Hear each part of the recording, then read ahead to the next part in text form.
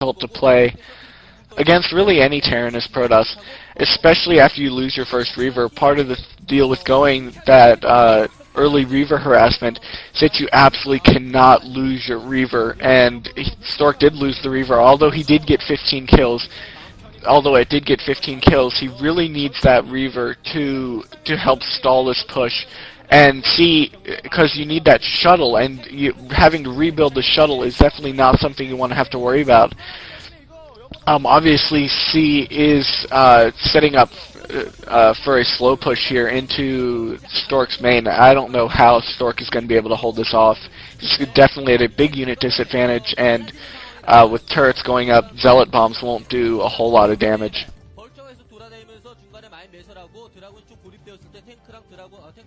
And also the problem is that, of course, being behind in economy, Stork now also had to go for his second expansion at 9 o'clock, and I really don't see him being able to hold both his first expansion and that second one. But wait a sec, he seems to be going for a maybe even his last big attack right now with goons at the expansion. And all the forces of C are away, so if Stork manages to really inflict a lot of damage, this could really work a lot to his advantage to Stork right now. Still, unfortunately for him, C was wise and has left some troops behind to defend, although a lot of SCVs will get killed right now, so I don't know if this really will be enough for Stork to come back in the game. What do you think? Yeah, I don't, at this point, Stork is having his Stork's naturals being sieged by C's tanks, and at this point, this is going to be game over. Stork is going to lose his Nexus, and there's no way. The reinforcements are just too powerful for Terran. They're just completely cleaning up this attack for Stork, or cleaning up Stork's attack, and Stork does lose that Nexus while it's at like 20 HP. Not sure why it hasn't gone down there, and there it goes. So Stork loses his natural. He does have the base at 9 o'clock, but that base does not have gas, which is definitely a big problem for him. He needs all the gas right now, because the way to recover from this is storm drops. But a nice mind drag from that Zealot takes out about 5 vultures. But as I was saying, you really need Storm or Reavers or something, both which are rather gas-intensive units, and he just doesn't have that. He doesn't have enough gas at his disposal.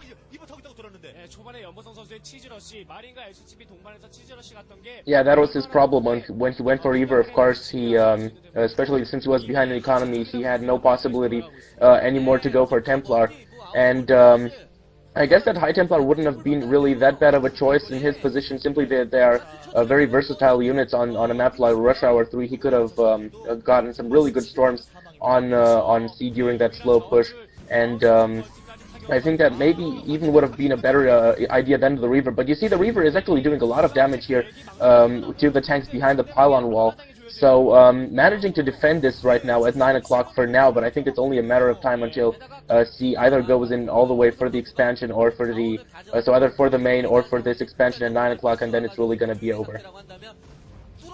Yeah, it looks like Stork is coming in with Zealots and Dragoons down his ramp right now to try and take out this contain from C, but it is completely annihilated. He loses all of his Zealots pretty quickly, and then the siege tanks just run amok all over the Dragoons, and I mean, just unfortunate from from Stork that he had to that this is the way that the game is playing out. Just unfortunate for him that the Nexus, the fast Nexus, was scouted so quickly. And if he's not careful, and he loses the shuttle, or he loses the Reaver rather, and that will be completely game over now. I mean, he doesn't have a Reaver to harass with. He has no high-tech units.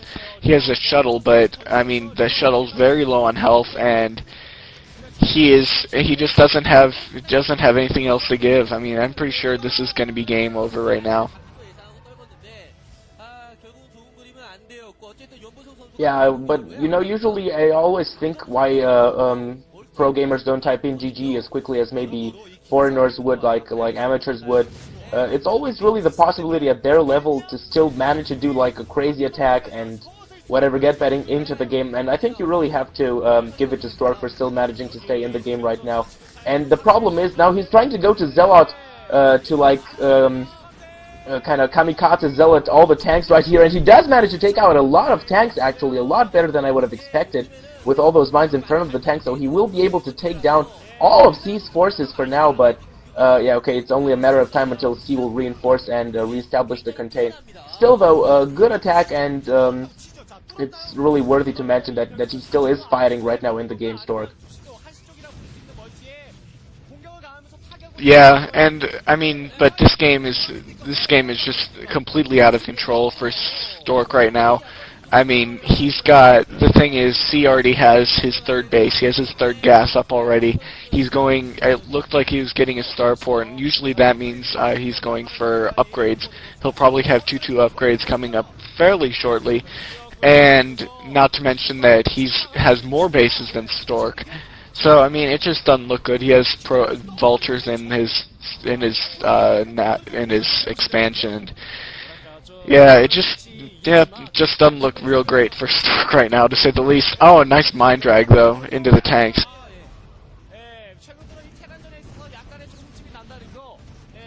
Yeah, this is really the problem at this level of play on a map like Rush Hour 3. If you already have the initial weaker position already having been scouted, it's really impossible to do anything. So the only thing that we can really hope for the best is that Rush Hour 3 will be removed out of the map pool ASAP after the Koreans take this a little bit into consideration, which is what I hope they're going to do, because really the map is so imbalanced, and you know, I really don't understand why they keep it. Yeah, well, I mean, they replaced Requiem this last Pro League cycle, so I don't necessarily understand why they did that. I mean, they claim imbalance reasons, and yes, Protoss vs Terran is rather imbalanced on the map, but the thing is, the matchup is nowhere near as imbalanced as Terran vs Protoss, or really Terran vs anything on this map.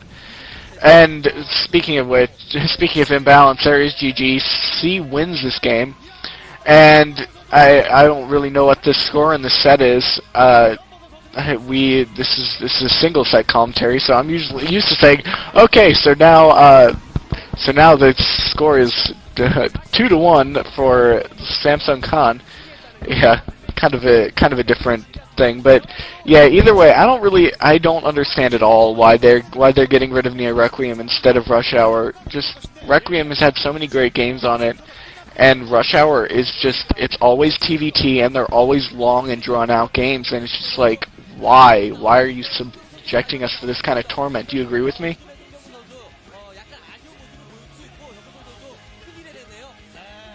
Yeah, definitely, but you know, usually after at least maybe a couple of seasons, they do get a little bit smarter about it, and they do make better maps. So I'm really hoping for that to come in the future, slowly but surely. Anyways, I guess now the video is over, so we could try to like get a kind of conclusion thing, ending part getting on. So first, I'm going to start by thanking you here for being here today. And oh, okay, you can go first though. Yeah, well, I was just gonna say, yeah, it's probably a good idea to start wrapping it up. Yeah, so I was just gonna thank you for being here today. Very nice to make another duel after such a long time.